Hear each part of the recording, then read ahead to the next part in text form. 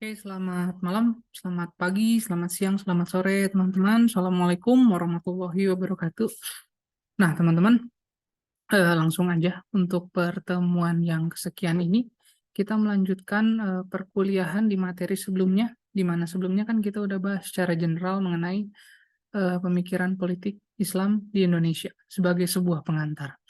Nah, teman-teman, di pertemuan kali ini saya ingin lebih spesifik lagi untuk kita sama-sama menggali beberapa pemikiran dari tokoh-tokoh yang pernah ada di Indonesia, khususnya tokoh-tokoh pra dan pasca kemerdekaan Indonesia yang sejatinya memiliki pemikiran politik yang sangat luar biasa, khususnya dalam aspek pemikiran politik Islam.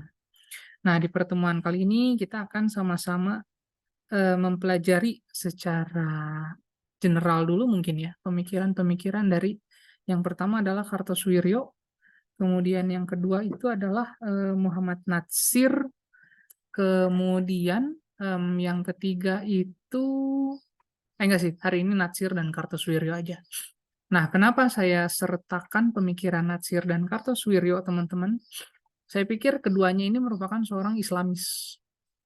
Islamis itu merupakan sebuah konsep di mana ada ide, ada keinginan, ada impian untuk memformalisasikan Islam ke dalam bentuk tata negara secara formal. Ya, hanya bedanya Natsir itu teman-teman, kalau misalnya mengacu ke teorinya Greg Veali dan Ubalo, kalau Natsir buat saya itu adalah arus Islamis arus utama, sorry.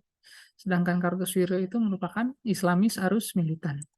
Nah, untuk membantu pertemuan kita kali ini, saya hendak menyertakan sedikit slide dulu. Sebentar ya. Nah, oke, teman-teman, kita bisa mulai sekarang ya.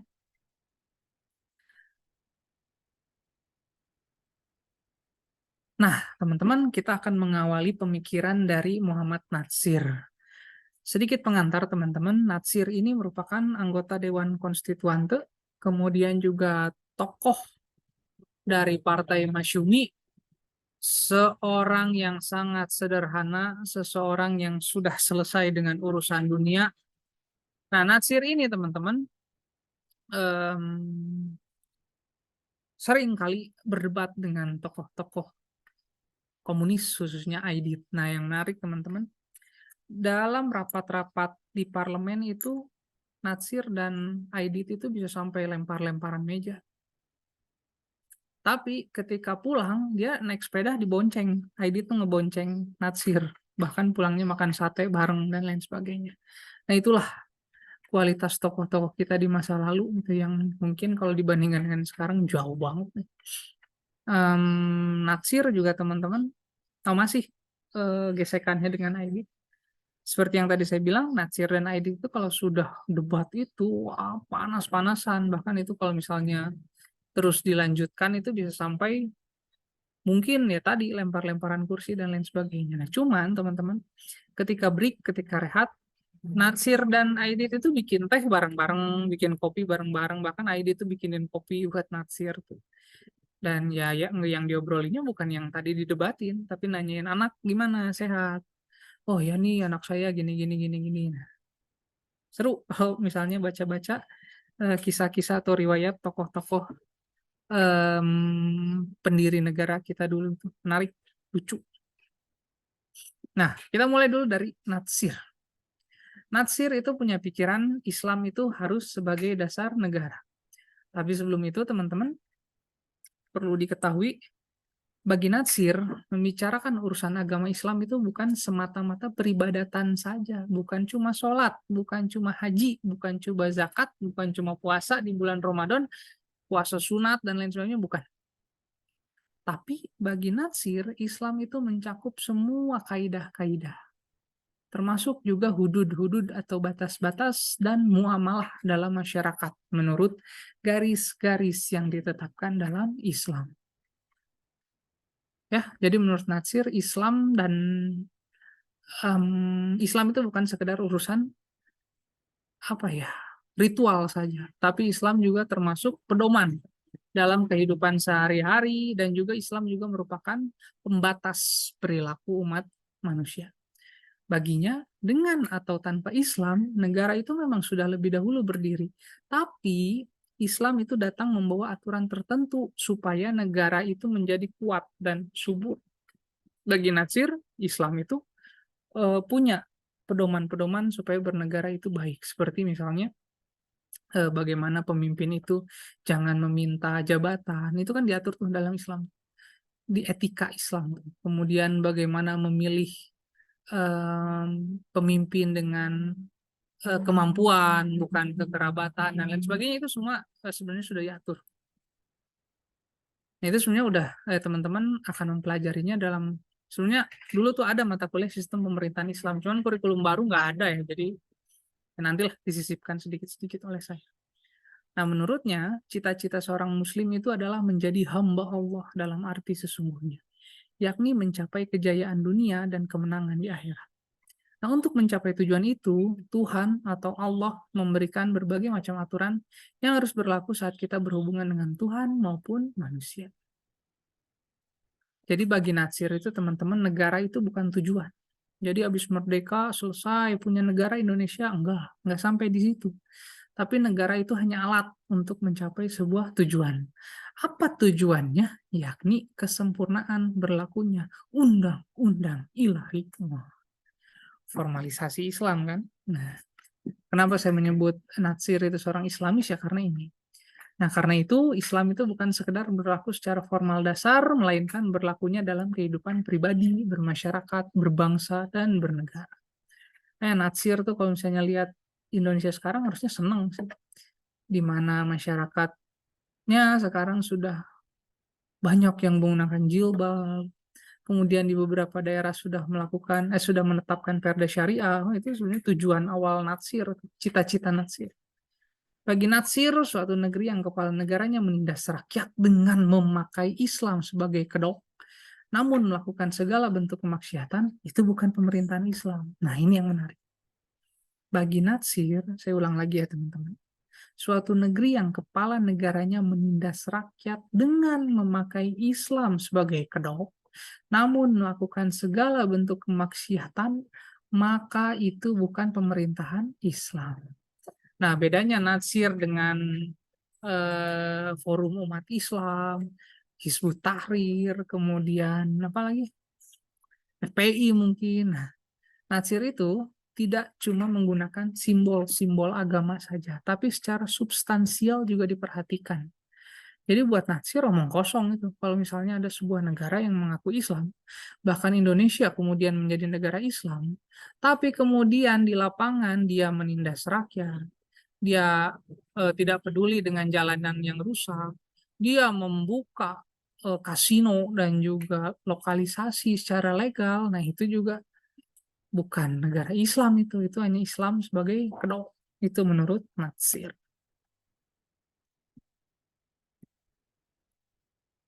Nah, kemudian bagaimana kemudian jika dihadapkan dengan Pancasila? Nah, di awal teman-teman, Natsir itu menganggap bahwa Islam dan Pancasila itu sebenarnya sudah tidak ada yang harus diperdebatkan lagi. Ada beberapa poin yang menarik yang diutarakan oleh Natsir, teman-teman. Buat Natsir, dia menukil dari sila pertama terlebih dahulu.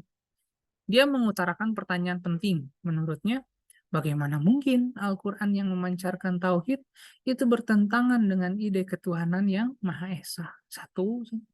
Yang kedua, bagaimana mungkin Al-Quran yang ajarannya penuh dengan kewajiban menegakkan adalah ijtimaiyah bisa bertentangan dengan keadilan sosial? Kemudian bagaimana mungkin yang justru memberantas sistem feodal dan pemerintahan diktator dapat bertentangan dengan apa yang dinamakan kedaulatan rakyat? Keempat, bagaimana mungkin Al-Quran yang menegakkan istilah islahu bainan nas atau damai antara manusia sebagai dasar pokok yang harus ditegakkan dapat bertentangan dengan peri kemanusiaan? Dan terakhir, ya mana mungkin Al-Quran yang mengaku adanya bangsa-bangsa dapat dikatakan bertentangan dengan kebangsaan? Nah, artinya apa teman-teman?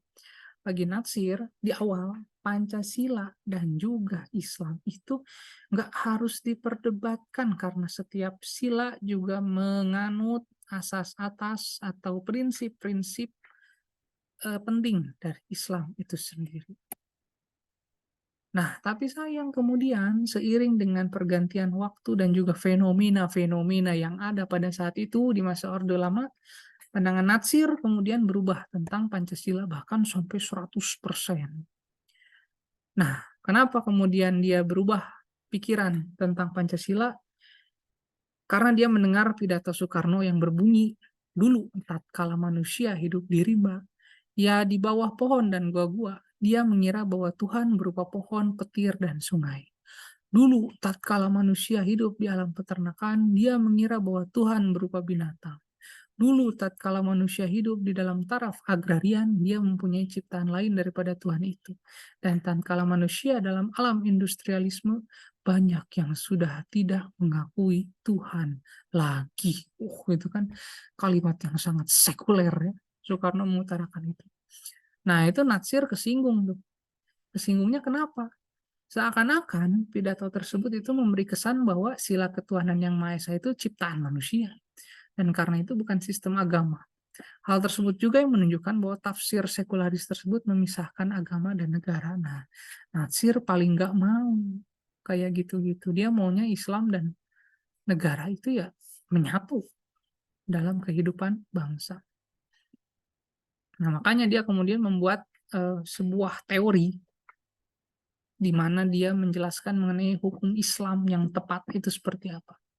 Nah, teman-teman, buat Natsir, hukum berdasarkan syariat Islam itu merupakan wacana yang harus diperjuangkan tanpa menggunakan label negara Islam. Nah, itu yang harus dicatat oleh teman-teman dari pemikiran Natsir. Bahwa Natsir pada prinsipnya itu ingin mendirikan negara Islam yang substantif, bukan negara Islam yang simbolik saja.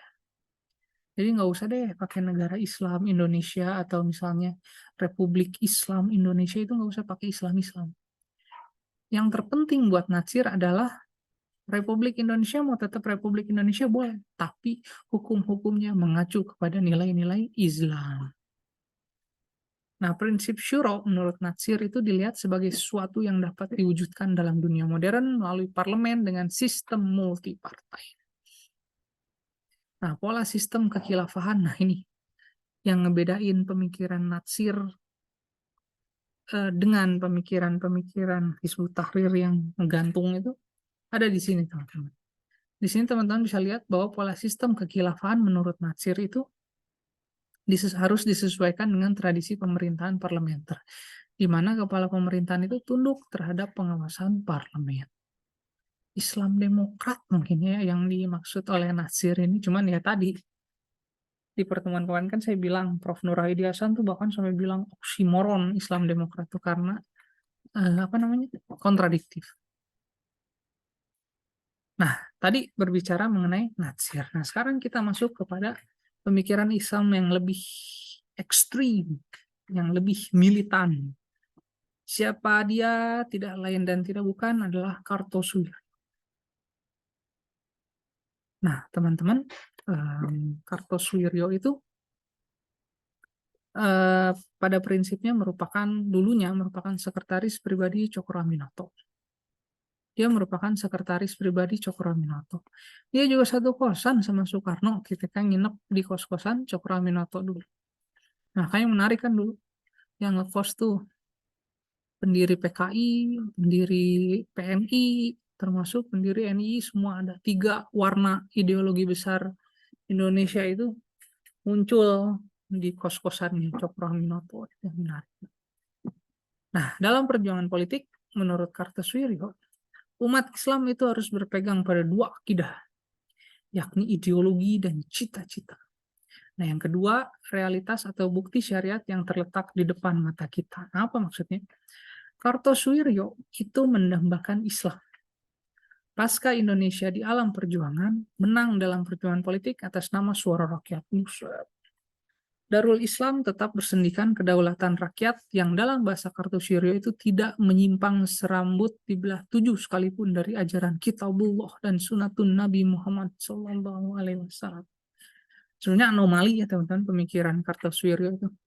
Di sisi lain dia rigid, kaku, tidak tidak kompromis terhadap em, keyakinan Islam yang dia miliki. Tapi di sisi lain, ketika dia berjuang dengan NI-nya, wah itu warga banyak itu yang dibantai. Bahkan cerita-cerita di Paseh, kemudian cerita-cerita di Pacet, kemudian cerita di Pegunungan Tasik atau Garut, warga itu setiap maghrib itu harus naruh nasi di depan rumah. Jadi kalau nggak naruh sebakul nasi, itu besoknya rumahnya dibakar sama gerombolan, itu istilahnya. Nah, fakta-fakta itu teman-teman bisa lihat di artikel Tirto ID itu sempat mempublish artikel tersebut. Bagaimana kesaksian korban, bukan korban, penyintas gerombolan DITI itu ada. Nah, dalam menyambut hadirnya Darul Islam itu negara Islam, terdapat dua proses.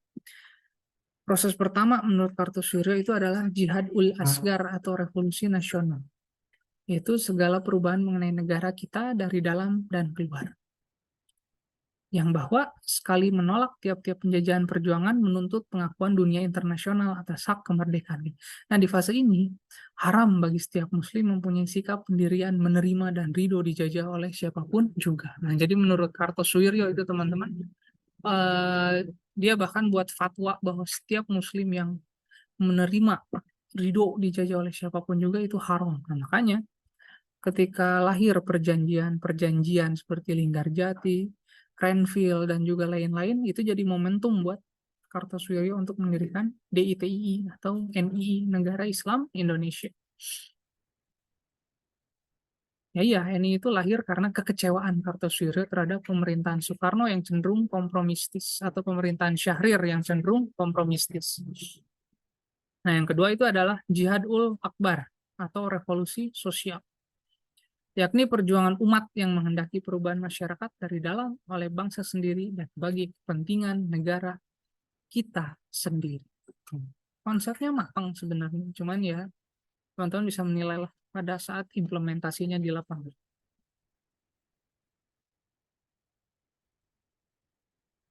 Suara jiwa umat Islam dalam ketatanegaraan. Nah, ini Kartosuwiryo itu membuat poin-poin penting di mana yang pertama, hendak Republik Indonesia itu menjadi republik yang berdasarkan Islam.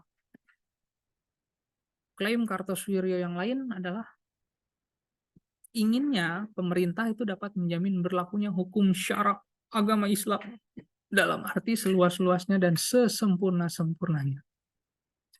Kiranya tiap-tiap muslim mendapat kesempatan dalam lapangan usaha untuk melakukan kewajibannya, baik dalam bagian duniawi maupun dalam urusan ukhrawi. Dan kiranya rakyat Indonesia teristimewa sekali umat Islam terlepaslah daripada tiap-tiap perhambaan yang mana juga. Di sisi lain sebenarnya pemikiran Kartosuwiryo itu menarik karena dia mendorong umat Islam itu merdeka 100%. Oh, mirip sama Tan Malaka.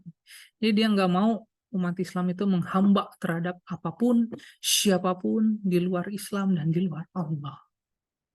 Jadi dia harus menjadi seorang masyarakat yang militan, merdeka 100%, tidak terkungkung oleh apapun. Nah, makanya teman-teman, laskar-laskar Kartosuwiryo di gunung itu sangat-sangat beringas dan sangat-sangat luar biasa.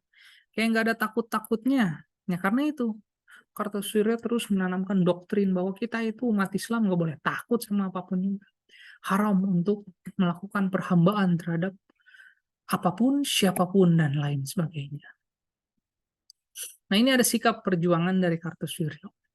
Bagi Kartosuwiryo, masyarakat yang masuk ke golongan Islam harus bersandar pada perhitungan yang pasti, di mana ia harus pula selalu mengingat ketentuan-ketentuan hukum dan senantiasa berusaha menyelaraskan tiap langkah dan amal perbuatannya dengan ketentuan hukum itu. Walaupun dalam pada itu ia terpaksa menentang nafsunya sendiri atau melawan nafsu golongannya. Ya, ngerti kan kenapa kemudian dulu rame NIKW 9, banyak mahasiswa yang kemudian hilang, bahkan menganggap orang tuanya kafir dan mencuri uang orang tuanya karena menurut dia menurut doktrinnya ya nafsu sendiri dan nafsu golongannya itu harus dilawan.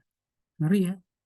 Nah, ngomong-ngomong soal NI ini teman-teman, dulu sekitar saya kuliahan tuh 2008-an itu kan sempat ramai itu NI KW 9. KW itu bukan KW barang KW, KW 9 kan kayaknya KW banget.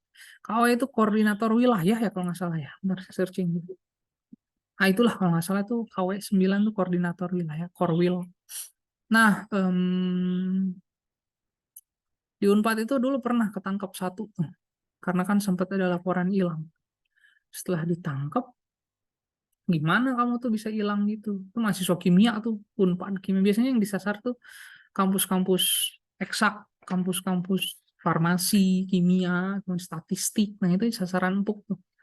Karena memang, nah tahu ya orang-orang sains itu kayaknya udah selesai dengan urusan kayak gitu, jadi batinnya merasa kosong, sekali disuntik langsung nerima. Nah, kalau kelompok kayak gitu datang ke FISIP, datang ke hukum itu baru datang di debat, udah pulang sendiri dia, JPR sendiri. Tapi kalau masuk ke fakultas-fakultas kayak gitu tuh diterima dengan tangan terbuka. Karena memang orang-orang yang stres dalam belajar itu kan pasti kosong tuh benaknya. Ketika ada agama, hal-hal yang berbau agama masuk, ya masuk sudah gampang. Nah, pernah ketangkap satu. Kemudian prosesnya gimana kamu bisa masuk? Ya asalnya ada ikut pengajian-pengajian gitu, ada yang ngajak ikut pengajian. Nah, setelah ikut pengajian itu ternyata ada proses baiat-baiatan. Wah, ngeri juga kan ada baiat-baiatan.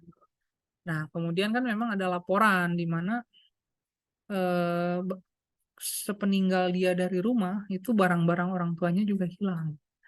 Nah, setelah diusut juga ternyata dia yang mengambilnya. Kenapa kamu mengambil barang-barang orang tua itu? Ya karena buat dia orang tuanya itu kafir. Wah, kan ngeri juga. Orang tuanya itu kafir dan bagi dia harta orang tuanya itu merupakan harta rampasan non perang. Gila nggak tuh? Jadi halal diambil secara tanpa izin tuh halal diambil karena apa? Karena selagi orang tuanya tidak berbaiat yang sama dengan dia, orang tuanya adalah kafir, hartanya berhak dirampas karena itu adalah harta rampasan non perang. Sedeng, sinting, tapi ya itu ada, itu terjadi dan bukan orang bodoh itu bukan orang tolol, bukan orang sembarangan bisa masuk kimia, farmasi, Unpad. Ya tapi itu tadi kan kecerdasan IQ itu dan emosional apa sih quotient itu nggak bisa dipersamakan, beda. Nah itu tadi teman-teman gambaran bagaimana pemikiran-pemikiran dari Natsir dan juga pemikiran-pemikiran dari Kartosuwiryo. Nah teman-teman, saya sih pengennya teman-teman bisa mencari alternatif lain ya mengenai pemikiran-pemikiran lain dari Kartosuwiryo dan juga pemikiran-pemikiran lain dari Natsir ya selain yang saya sajikan hari ini. Nah teman-teman, tugas dah. Jangan teman-teman cari biografi atau riwayat dari Natsir serta Kartosuwiryo, kemudian silakan Anda bahasakan dengan bahasa Anda sendiri ya. Bahasakan dengan bahasa Anda sendiri, bukan bahasa kopas internet. Untuk kemudian teman-teman buat dalam rangkuman esai. Ya. Jadi buat biografi Natsir dan Kartosuwiryo serta pemikiran-pemikiran pentingnya yang mungkin tidak teman-teman temukan dalam materi ini. Ya. Natsir dan Kartosuwiryo. Atau kemudian jika teman-teman juga ingin membahas tentang pemikiran lain seperti pemikiran dari Kasman Singodimejo atau pemikiran dari Hasyim Asy'ari atau pemikiran dari Kiai Haji Ahmad Dahlan atau pemikiran dari Ki Bagus Hadikusuma ya silahkan. Kalau ada referensinya silahkan. Teman-teman buat rangkuman di mana isinya adalah riwayat hidup atau biografi lah. Biografi, kemudian pemikiran pentingnya apa saja. Nah, itu nanti semua silahkan teman-teman rangkum dalam sebuah dokumen, upload di PDF di Adlink, dan paling lambat besok. Demikian teman-teman yang bisa saya sampaikan untuk pertemuan kali ini. Singkat saja, terima kasih. Assalamualaikum warahmatullahi wabarakatuh.